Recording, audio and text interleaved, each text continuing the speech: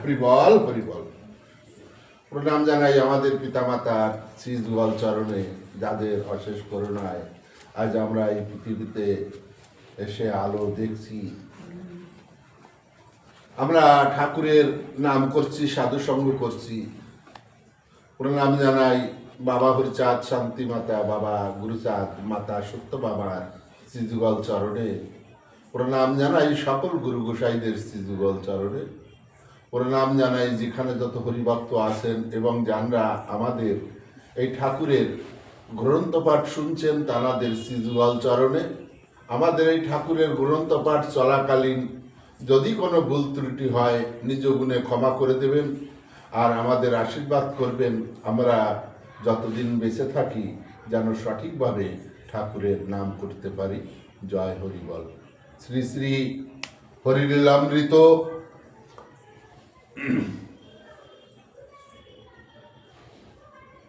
121 পৃষ্ঠা। ভূত তাড়ানোর ছলে গোস্বামী হীরামনের উপর অত্যাচার।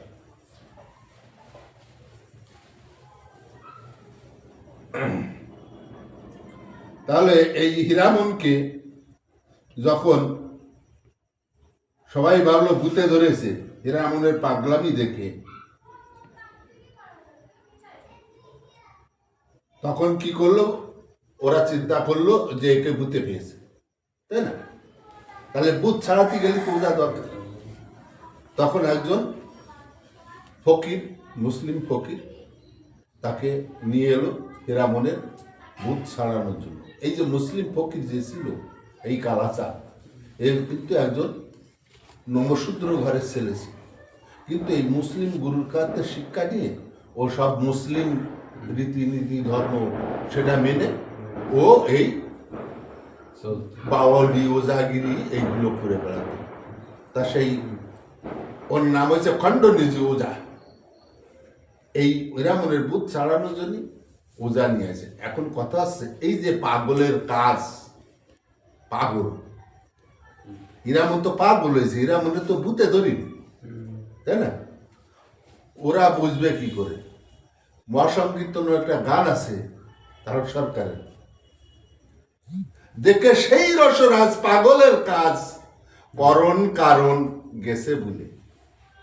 এই যে বোলটা আছে, এই বোলটার হচ্ছে পাগলের কাজ দেখে তারক সরকার সে যা করণ কারণ ওই পুঁতিমুতি এটা ওটা সন্ধানী করত, ও তা দুয়ে গেছে।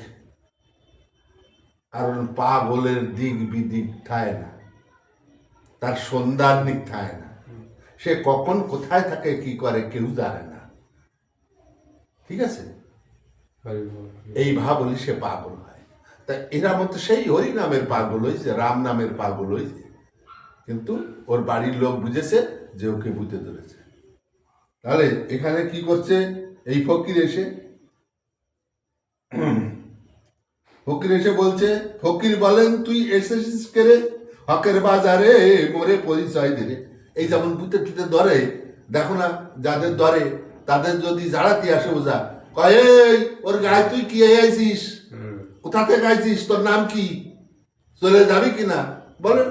এইরকম ওই ওজা বলতেছে যে ফকির বলেন তুই এসেছিস কেরে হকের বাজারে মোর পরিচয় দিলে।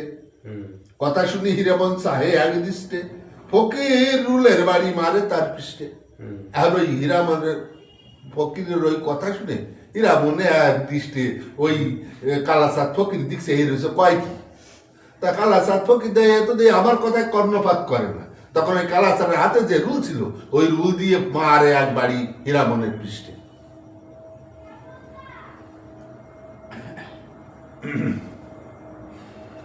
এখন ওই বাড়ি খেয়েও হীরামন কিছু কর্ণপাত করে। তখন কি হলো?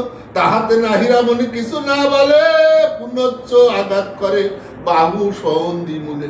বাহু সন্ধি মূলে আবার রুল দিয়ে আঘাত করে।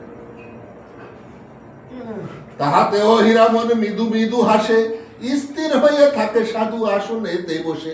এখন ওই কালাচাঁদ যত ফকির, ওই কালাচাঁদ ফকির অত্যাচার করে, আর হীরামন ওই মৃদু মৃদু হাসে। আর হাসবে না কেন? ওই আঘাত তো আর হীরামনের গায়ে লাগতেছে না, ওই আঘাত তো হীরামনের গায়ে লাগছে না, তা হীরামন হাসবে না? হীরামন তো মানে কি কায়দা কারণ দেখতেছে আর হাসতেছে। আঘাত যার গায়ে সে লাগাস তার গায়ে লাগতেছে। ফকির সে হীরামনে ওট ওট কয়, ও মনীষে হীরামন উঠিয়া দাঁড়ায়। ফকির যখনে বলে বয় বয় বয়, হীরামন আসনে বসেন সে সময়।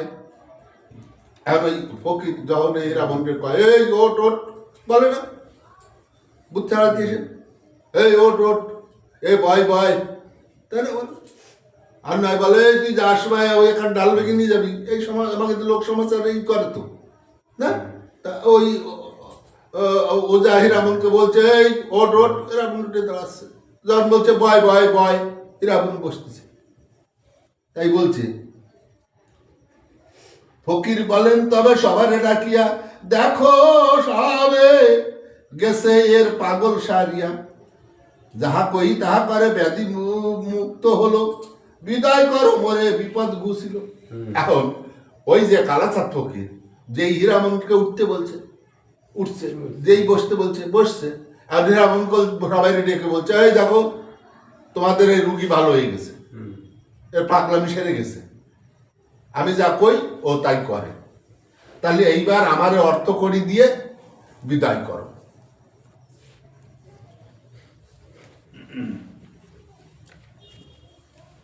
তাহা শুনে চৈতন্যবালা ফকিরে কে কয়, অন্ত থাক ও করল মোরা করিব বিদয়।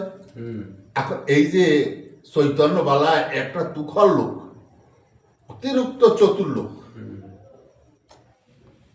এই এরা চৈতন্যবালা মনে মনে ভাব ধরেছে যে তোমার এখন পয়সা দিয়ে দেবো, অর্থ দিয়ে বিদায় দেবো, আবার যদি হয় তখন কি হবে?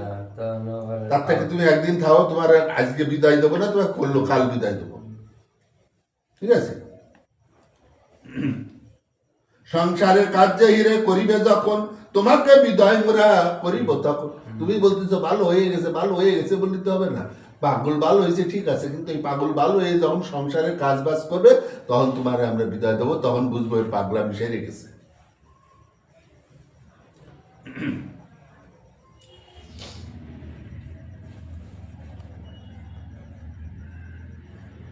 ফকির বলিল হিরে দণ্ডবধ করো, আসন ছাড়িয়া বাসা উঠে যাও রে ঘরে ঘর। পরদিন ফকিরে বলে সব বালা, পাগল সেরেছে নাকি দেখো লোক কি কালা। এরা মনে ডাক দিয়া আনো উপত্যকে, আরোগ্য হয়েছে কেনা দেখো পরীক্ষে। পরের দিন সবাই এই কালাচাঁদ ফকিরকে বলছে, ফকির মশাই তুমি দেখো এই হীরামনের পাগলামি সেরেছে কিনা, ভূত গিয়েছে কিনা, ওকে ডেকে এনে তার প্রমাণ আমাদের দেখা, তাহলে আমরা বুঝবো কি করে?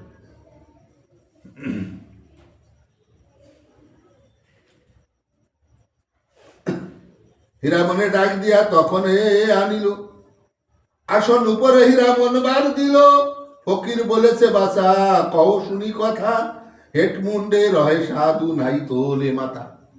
এখন ওই কালাচাঁদ ফকির হীরামন রে আবার যা কয় হীরামন তা আর শোনে না। হীরামন রে কয় মাথা তোলো, হীরামন মাথা নিচু করে বসে থাকে, ফকির কথা আর শুনতেছে না। ফকির বলেছে বাসা কহ শুনি কথা, হেট মুন্ডে রহ সাধু নাই তোলে মাথা।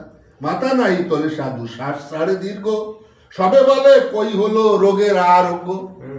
আর ওই ফকির বলছে তুমি বললে রোগ সেরে গেছে, বুধ পালাই গেছে, পাগলামি সেরে গেছে, তাও তো তোমার কথা শোনে না। তুমি কত কথা বলো, তোমার কথার কোনো উত্তর দেয় না, মাথা নিচু করবে দেয়, তাও রোগ সারলো কই? তুমি তো কাউ রোগ সেরে গেছে।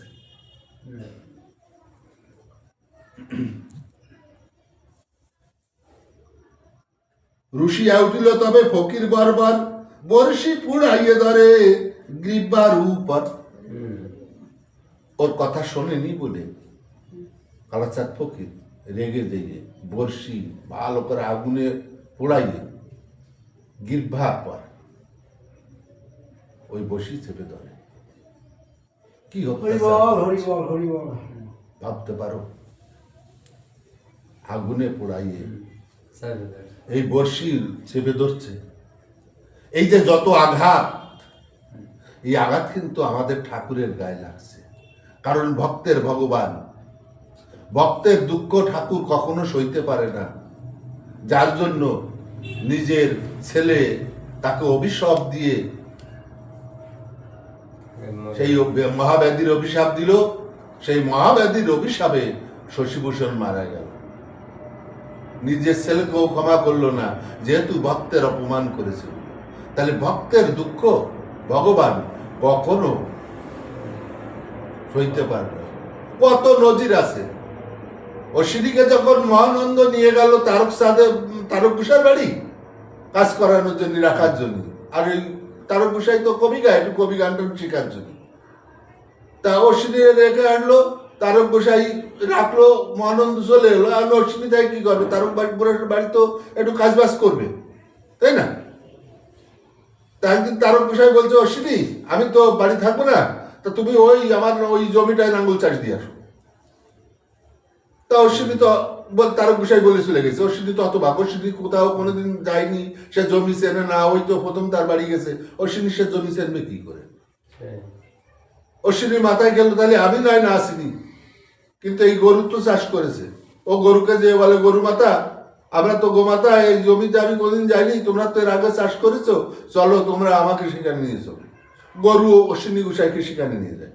হাল চাষ করে যখন ক্লান্ত হয়ে যায়, গরু ছেড়ে দিয়ে বলে, তোরা আর পরে লোকের ফসল নষ্ট করো না, তোমরা আমি একটু বিশ্রাম নিই। একটা গাছের গোড়ায় এসে বিশ্রাম নিয়ে ওই হরিনাম করতে করতে ওখানে ঘুমায় পড়ে। এদিকে তুখর রোদ এসে অশ্বিনীর মাথায় পড়ে। ওরাকান্দি থেকে ঠাকুর ওই দৃশ্য দেখে যে আমার ভক্তের মাথায় রৌদ্র পড়ছে। ওখান থেকে ওরাকান্দি থেকে ঠাকুর এসে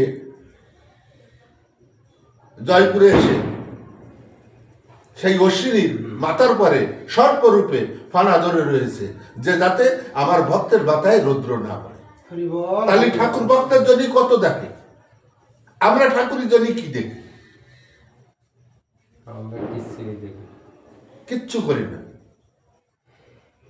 দুঃখ লাগে যে যে আমাদের সর্বস্ব সবকিছু দিয়ে গেছে, কিন্তু আমরা তাকে অপেক্ষা করে অন্য অন্য জায়গায় ঘর বাঁধি। সঠিক জায়গায় ঘর না বেঁধে বেঠিক জায়গায় ঘর বাঁধি। তা বেঠিক জায়গায় ঘর বাঁধলে সে তো জল বন্যায় ভেঙে যাবে, আজ আর কাল ভাঙবে। ঝড়ের কাজ ভাঙ্গা। যদি আমি সঠিক ঘর বাঁধি, তাহলে আমার ঘর মজবুত থাকবে, ভাঙবে না। আর আমার ঘর যদি সঠিক না হয়, তাহলে ঝড়ে ভাঙবে। সেটা সময়ের অপেক্ষা, আজ আর কাল, তাই না? তাই আমাদের প্রত্যেকের সঠিকভাবে ঘর বাঁধা উচিত। তখন কি করলো? তারক গোসাই বাড়ি এসে দেখে অশ্বিনী আসেনি। অশ্বিনী আসেনি কেন? অশ্বিনীর খুঁজতে যায়, জানে তো ওই জমিতে গেছে। দূর থেকে তারক গোসাই দেখতে পারে যে কিছু একটা দেখা যাচ্ছে। কাছে গিয়ে দেখে অশ্বিনী ঘুমায় রয়েছে। একটা বিষধর সাপ অশ্বিনীর মাথার উপরে ফনা তুলে দাঁড়িয়ে আছে, যাতে অশ্বিনী গায়ে রোদ না লাগে। যখনই তারক গোসাই কাছাকাছি গেছে, সাপটা হাওয়ায় মিলিয়ে গেছে। তারক গোসাই অশ্বিনীকে যে বলো, অশ্বিনী, ও বাবা অশ্বিনী ওঠো। অশ্বিনী ধর্মড়ে দিয়ে ওঠে। কি হয়েছে বাবা? তারক গোসাই কয়, অশ্বিনী আমি তোমার আর কাজে রাখবো না। অশ্বিনী দুই চোখের জল ছেড়ে কান্না করে বলে, কেন বাবা, আমার কি কোনো ভুল হয়েছে? গরুটি কি কারোর ফসল খেয়েছে? আমি আর ঘুমাবো না, তুমি আমাকে কাজে রাখো। তারক গোসাই বললো, না, আমি তোমাকে কাজে রাখতে পারবো না। যে ঘুমালে বনের বিষধর সাপ এসে যার মাথায় ফানা ধরে রৌদ্র নিবারণ করে, আমি তাকে কোনো মতে কাজে রাখতে পারি না। আজ থেকে তুমি আমার বাড়িতে আর কোনো কাজ করো। হরি বল হরি বল হরি বল হরি বল। তাহলে ভক্তের জন্য কত ব্যথা আমাদের ঠাকুর তার নিজের দেহে বহন করে। হিসাব রাখতে হয় যে তার পরিবর্তে আমরা তার সঙ্গে কতটা বেঈমানি করলাম, কতটা তার কথা না শুনলাম, আর কতটা শুনলাম। সারা দিনের পরে রাত্রিরে শুয়ে শুয়ে হিসাব করতে হয়।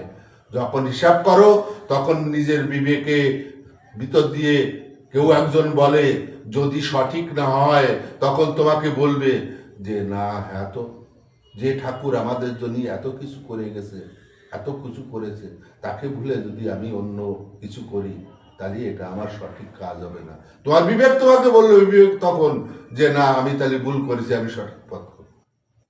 বিবেকের চেতনা না হলে কোনোদিন মানুষ পরিবর্তন হয় না। সব থেকে আগে তার বিবেককে সচেতন করতে হয়। তাহলে এখানে এই যে এত কিছু দেখছো, হীরামনকে এত অত্যাচার করছে, এই যে বর্ষি পোড়াইয়ে করছে, সব কিন্তু ঠাকুর তার অঙ্গে বহন করছে। ওই জন্য হীরামন কিছু বুঝতে পারতেছে না। তাহলে কেউ রুশিয়াই উঠিল তবে ফকির বরবার, বরশি পোড়াইয়ে দ্বারের গিরবার উপর, সারিয়ানা সারিস করিস অপযশ, এই রূপে যাতনা দেয় সপ্তম দিবস। ফকির বলছে, তুই যাইও যাস নে, তুই এইভাবে আমাকে করছিস। এক সপ্তাহ ধরে এইরকম নির্যাতন করেছে হীরামনকে।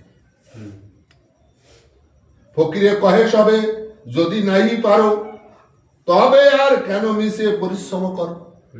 ওর এই ভাব টাপ দেখে তখন সবাই বলছে, কালাচাঁদ ফকিরকে তুমি যদি না পারো তাহলে ছেড়ে দাও, তুমি বৃথা পরিশ্রম করো কেন, আর এই যে এত অত্যাচার করছো, হ্যাঁ, এটা এই কালাচাঁদ ফকিরকে বলছে সবাই।